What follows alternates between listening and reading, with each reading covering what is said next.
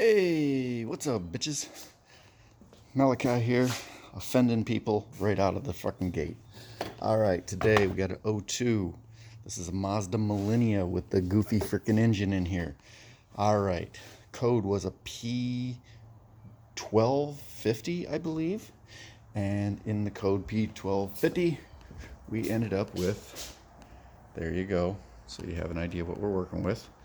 Pressure control, solenoid open or short. Now, usually open or short circuits usually means an electrical issue, however, whatever. In this case, we're searching vacuum. Found the problem. Used a can of carb throttle body, spray there, cleaner. Disconnected the line off of the fuel pressure regulator. It is right there. You can sort of see the little tip sticking out right there. Disconnected the line, hooked up with, that's a wire crimp thing there, to a vacuum line, blah, blah, blah, hooked it up to my hose, started shooting in there. I had already did a preliminary firing some fluid in there with the engine running. You could hear the vacuum leak. Got a stumble at one point, although when I was trying to do it this time, it wasn't stumbling. I don't know why it wasn't doing, but you could hear the vacuum leak. So sprayed it down there until I saw the leak. Where was the leak, you ask? Well, there is a T-fitting right up in this area. Basically, you take this out. There's a 12 millimeter bolt head right there. And flash that out.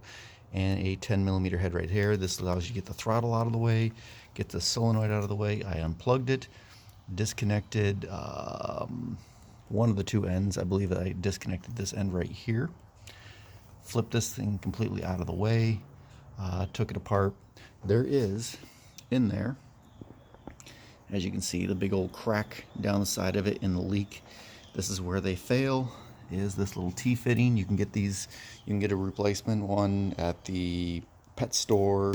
Walmart might have them for aquarium lines. Doesn't really matter, just a piece of plastic T-fitting.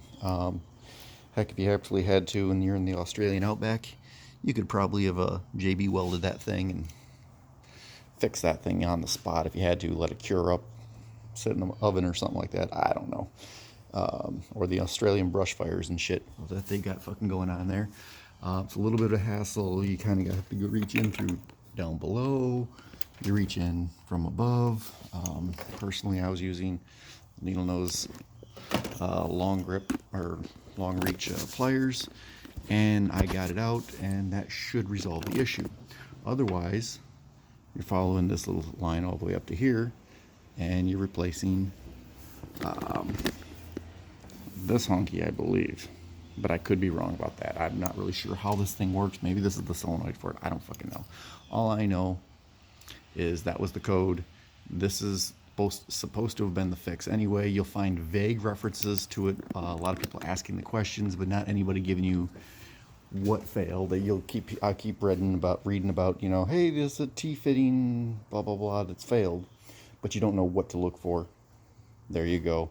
Hopefully that saves somebody, or I'm sure there's probably no more than 35 of these damn things on the fucking road anymore, because, top 10 worst cars or top 5 worst cars ever made.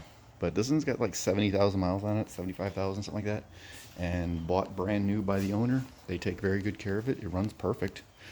There was no actual running issues. There was just this code. There's also an EGR code. There was an EGR code, but since then it's gone through the drive cycle, hasn't really popped that code again.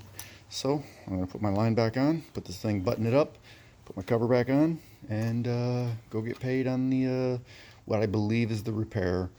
I don't believe there will be any further issues here. So I'm going to see how it goes. Peace out, bitches. Hope somebody learned something.